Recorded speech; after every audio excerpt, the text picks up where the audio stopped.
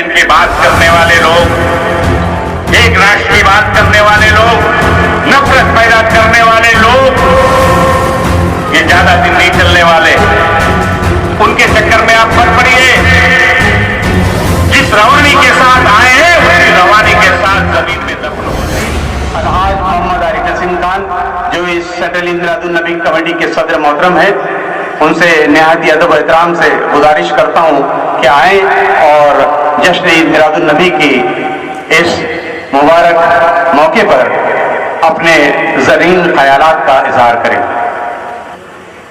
जश्न ईद मिलादुन नबी सल्लल्लाहु अलैहि वसल्लम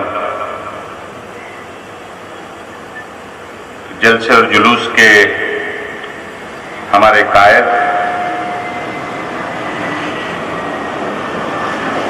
हजरत सैयद सलमान अशरफ साहब,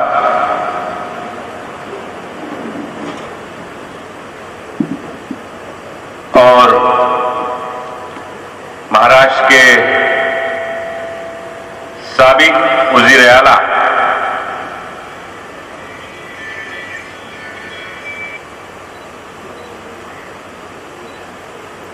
और साथ ही साथ वजीर दाखिला, हिंदुस्तान के वजीर दाखिला रहे, हम सबके बहुत ही सीनियर लीडर कायद जनाब सुशील कुमार शिंदे साहब, हजरत मौलाना रजब अली साहब, हजरत मौलाना इजहार बरकाती साहब,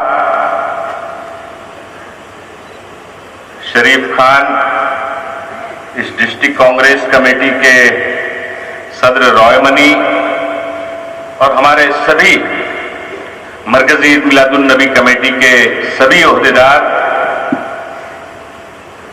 स्टेज पे तशरीफ फरमा सभी उलमा इकराम, सामने बैठे हुए तमाम मौजूद हजरात, बुजुर्गों, नौजवान साथियों, सबसे पहले मैं मरकजी ईद मिलादुन नबी कमेटी की जानिब से आप सभी हजरात का इस्तकबाल करता हूं, अपने सभी कायद का, मेहमानों का, सभी का इस्तकबाल करता हूं। और साथ ही साथ जश्न ईद मिलादुन नबी सल्लल्लाहु अलैहि वसल्लम के मौके पर आप सबको दिल की गहराइयों से ढेर सारी मुबारकबाद। आज का दिन सिर्फ हमारे लिए ही फक्र का दिन नहीं है, बल्कि सारी दुनिया के लिए है, सारे आलम के लिए। क्योंकि आज के दिन मौसम इंसानियत, अल्लाह ने जिनको सारे आलम के लिए रहमत बना के भेजा, जिन्हें रहमतुल लिल आलमीन कहा गया, आज उनकी यौम विलादत पाक का दिन है। नारे तकबीर, नारे रिसालत, सुभान अल्लाह, सुभान अल्लाह। और इस दिन को अगर हम खुशियां न मनाएं, अपने प्यारे आका नबी करीम सल्लल्लाहु अलैहि वसल्लम की याद में अगर हम गुफ्तगू न करें, उन्होंने जो दर्स दिया है दुनिया को, आज के मौके पर हम याद न करें, तो हमसे बड़ा खराब इंसान और कोई नहीं हो सकता। क्योंकि आप ही तो हैं जिन्होंने दुनिया को राह दिखाई, अंधेरे से उजाले में लाने का काम किया, अच्छाई और बुराई का फर्क बताया, कैसे उठना है, कैसे बैठना है, कैसे सोना है, क्या खाना है, क्या नहीं खाना है, क्या हराम है, क्या हलाल है, उसका फर्क हमारे आका नबी करीम सल्लल्लाहु अलैहि वसल्लम ने बताया।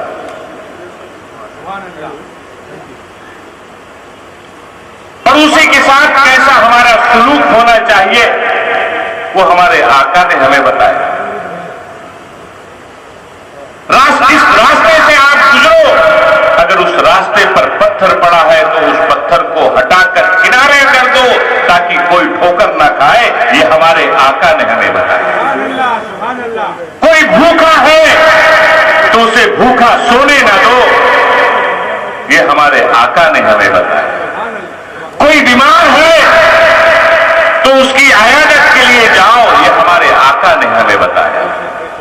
क्या क्या नहीं बताया, क्या क्या नहीं बताया।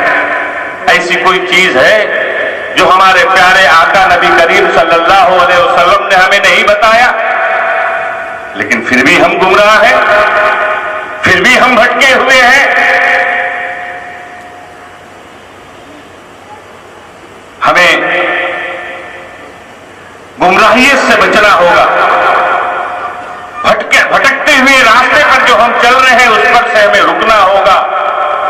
अमन और प्यार और मोहब्बत और भाईचारगी का पैगाम जो हमारे आका ने हमें दर्ज दिया है उसे दुनिया में आम करने का काम हर नबी के मानने वाले को करना होगा।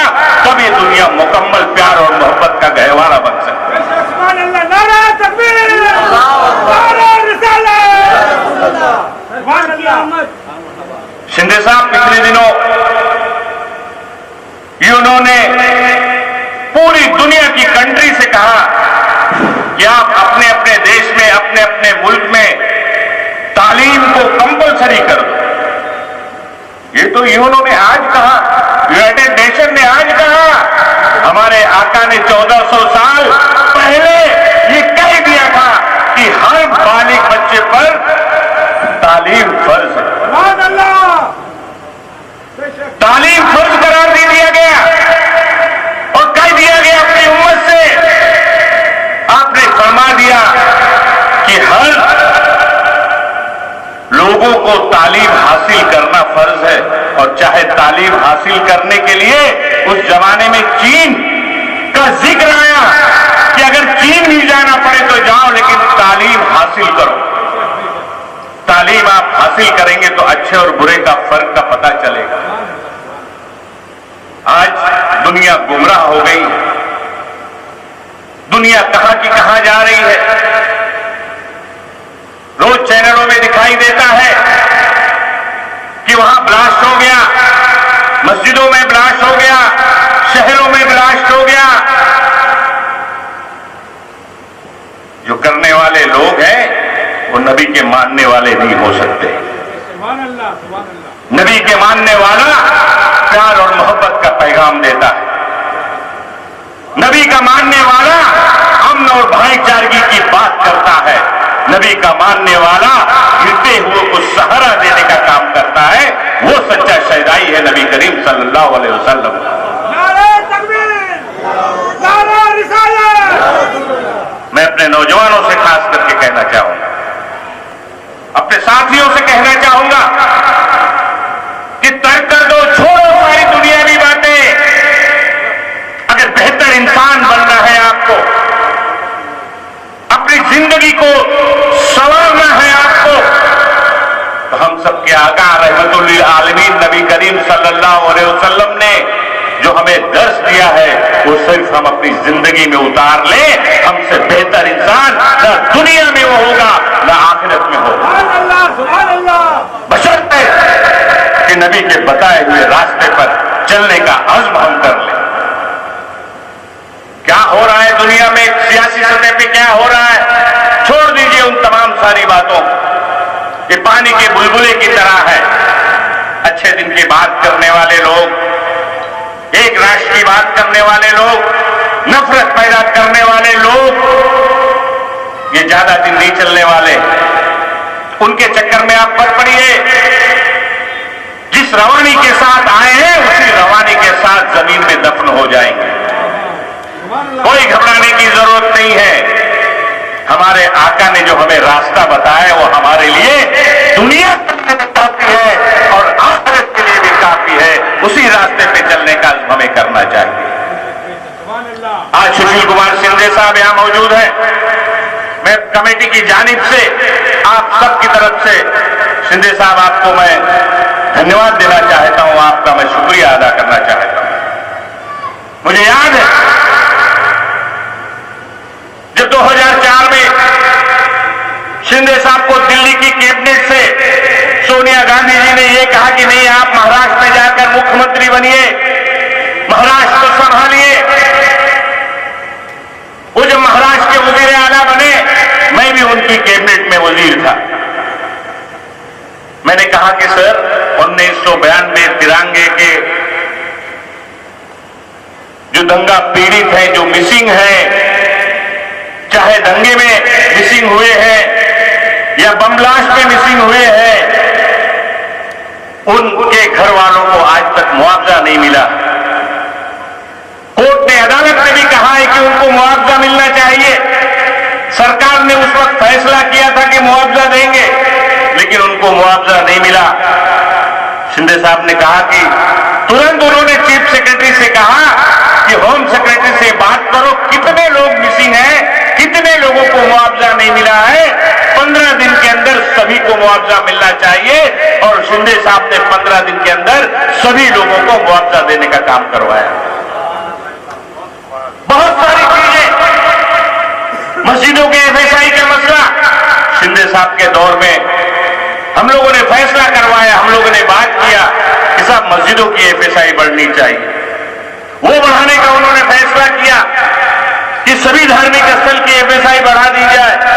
बहुत सारी ऐसी स्कीम है, योजनाएं हैं जो आम लोग, चाहे हिंदू हो, मुस्लिम हो, सिख हो, ईसाई हो, जो हमारे स्टेट में रहता है, रियासत में रहता है, अगर वो गरीब है, दबा है, कुचला है, तो उसको कैसे सहारा देकर मेन स्ट्रीम में लाया जा सकता है, वो करने का काम शिंदे साहब ने किया।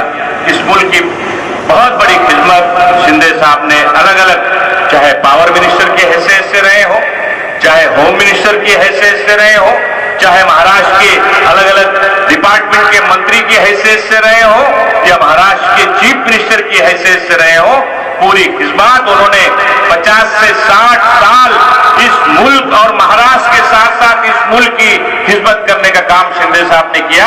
शिंदे साहब, आज ईद मिलादुन्नबी के मौके पर आप आए, मैं आपका बहुत बहुत शुक्रिया अदा करना चाहता हूं।